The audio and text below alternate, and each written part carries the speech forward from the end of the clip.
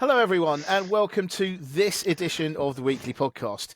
He's Ralph the Legend. I'm Peter the Podcaster. We're both a bit pushed for time, so we're going to rebrand this. Together we are. We are.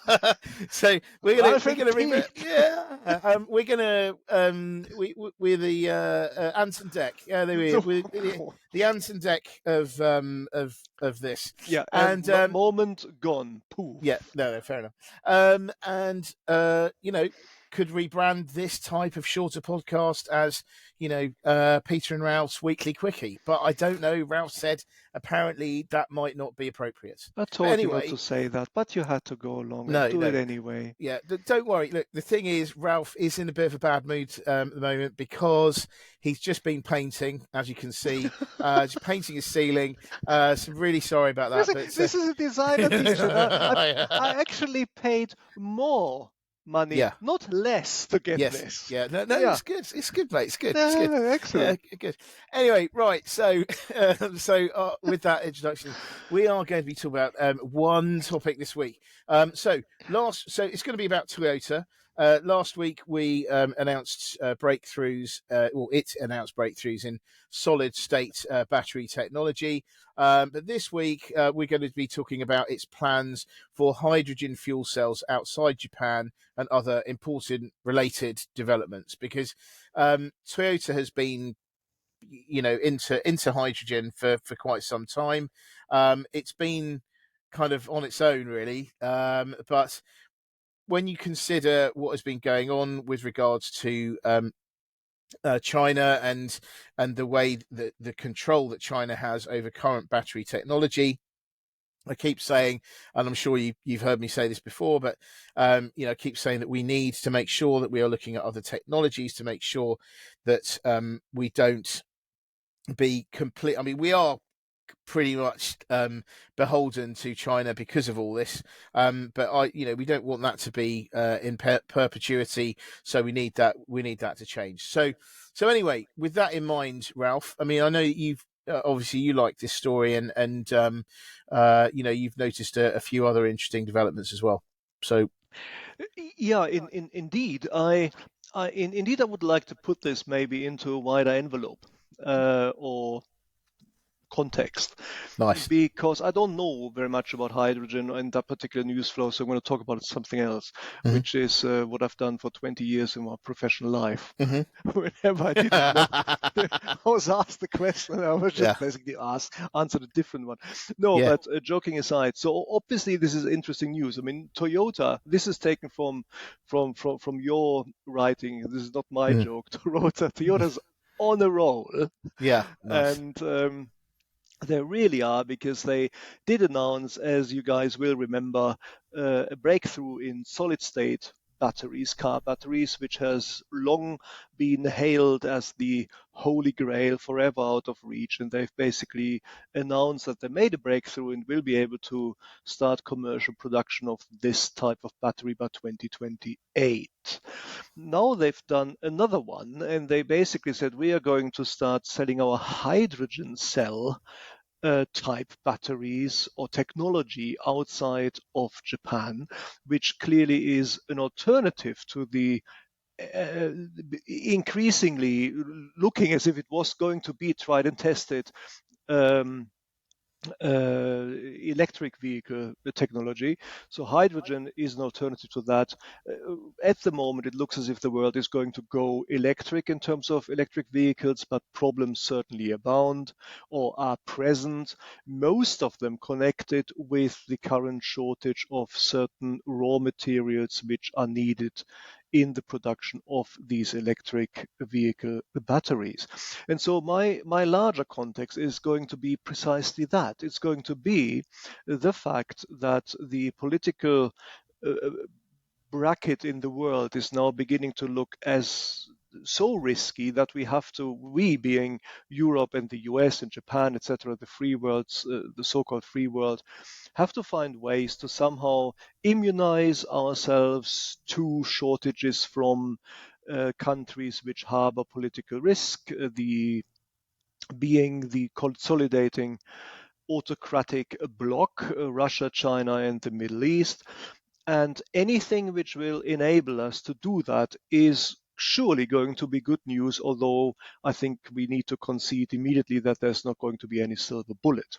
So if we actually talk about a wider context, which is ways for the Western world to limit dependence on the autocratic world in terms of raw materials, then all these bits and pieces of news flow are beginning to fall to come together, and they sort of fall into the same bucket. So I'm repeating the one, which is Toyota announcing solid state. That's important because it increases efficiency. The second one, Toyota announcing sales of hydrogen cell, which is the alternative to electric vehicle batteries.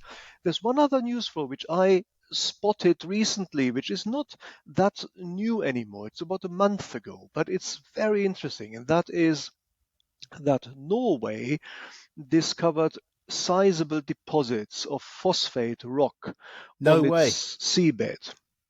You Go saw it on, there. please. No way. No way. Yeah. No way. Sorry. You Carry on. are unbelievably funny. You used to be a comedian, didn't you? Yeah, that's right. Yeah. Yeah, for, and now for you're like no 5 longer. minutes. I wonder why that is. Yeah, that's right. It's amazing, isn't it? As they say, when I said I was going to be a comedian, they all laughed at me. Now no one's laughing now. It's the old line there. The only joke I had when I was a comedian was, "I am a German comedian."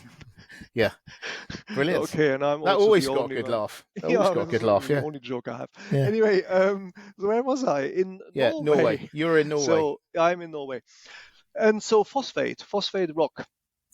Now, just to explain why this is important in the first place, this is another raw material which goes into a lot of stuff. Most of it goes into the production of fertilizer, which of course we know is currently in shortage because of the Ukrainian war. The bit which doesn't go into the production of fertilizer is used in the manufacturing of car batteries. And if you were wondering how much, there was recently a news flow as well that the EU is bracing itself for a shortage in phosphate. And so if you're wondering how much there is in the world, the global supply of phosphate currently is 70 billion tons, 70. About 15 billion of that is in the combined territory of China, Russia, Syria, Egypt, and and Algeria, I believe. 50 billion is in Morocco, so 70 billion overall. How much do you think was discovered in Norway? 70 billion. So that's amazing. That's another That is amazing. world supply worth of phosphate located this time in a European country. I mean, obviously, Norway is not going to give that away out of the kindness of its heart, but it is going to not use it to blackmail the free world in some way. And this is important because of the uses which I outlined. Just to briefly maybe go into the batteries, I believe, as far as I understand, there are two major technologies for car batteries. One is, oh dear, I need to get this right, nickel manganese cobalt. That's right, NMC batteries. And the other one is lithium iron phosphate. And there is the phosphate. Now, both have advantages and disadvantages, but it looks as if the lithium iron phosphate architecture is going to be the one which is going to become dominant. But surely, if we are going to be able to exploit this 70 billion tons worth of phosphate rock, then they are going to become dominant because it is going to mean that phosphate is going to be available at much lower cost and that there are not going to be politically motivated supply chain interruptions when it comes from Norway. And I said initially, nothing is a silver bullet, but certainly that is good news. And now to come back to what we said earlier, this is another piece of news flow which flows into the bucket immunization or reduction of dependence of the free world from countries in the autocratic bloc. And that, of course, needs to be also seen in context with something which we discussed last week, which is the ban of China on certain raw materials. Again, raw materials which go into chip making, missile systems, and again, batteries. So we started with Toyota. Now we're 100 million miles away from the Toyota story, but I think it all is in an interesting overall context, and that in itself is going to be good news. Absolutely. Norway. I mean, they're quite lucky, aren't they? I mean, first of all, they get oil, and now they've got this. Yeah. I mean, it's pretty good, isn't it? It's pretty good. I read one statement which said that I can't remember exactly. They said the current price per whatever the measure is in which phosphate is being mined is X, and that values the entire thing at $1 trillion. And I was wondering, no, actually it doesn't, because the price is going to go down. That's the entire point of this. But it still would value it maybe at $500 million or something thereabouts. So clearly Norway is in for a rollicking future. And future is another key which I wanted to mention briefly. The mining operation, the Norwegian mining operation, which I believe owns the right, is expecting the first mine to be commercially up and running by 2028. So 2028 is shaping up to be a pivotal year. We have this particular piece of news flow. We have Toyota Solid State, and we have Helion Fusion Power, all promised for 2028. So if I think we need to organise some kind of party. I mean, surely we do. It's sort of like the ultimate geek out, isn't it? Hey, let's just celebrate all this amazing technology coming into force. We could do it as fancy dress. Yes, I'm going to dress up as a lithium ion that's right. phosphate battery. Exactly, that's right. Yes, you could have that. Would be the theme, wouldn't it? Alternative technology. That's the ultimate geek kind of fantasy dress up party. You could fancy dress party. You could go as a phosphate rock. Yeah, that's right. That's awesome. what I do. Yeah, nice. Anyway, on that, people by the way has stopped listening to this podcast. On that, on that note, minutes ago. On that insightful note, I think we'll have to stop it there. We have to stop it on a high. So anyway, thank you very much as always, Ralph, for your insight. And we'll be back again. That's the other thing. I can't do this next week because I'm going away. We're going Norway very shortly. Yeah, that's right. I just had a call. There's a mining job out there apparently. So I'm just going to go there. Digging. Yeah, excellent. Yeah, that's right.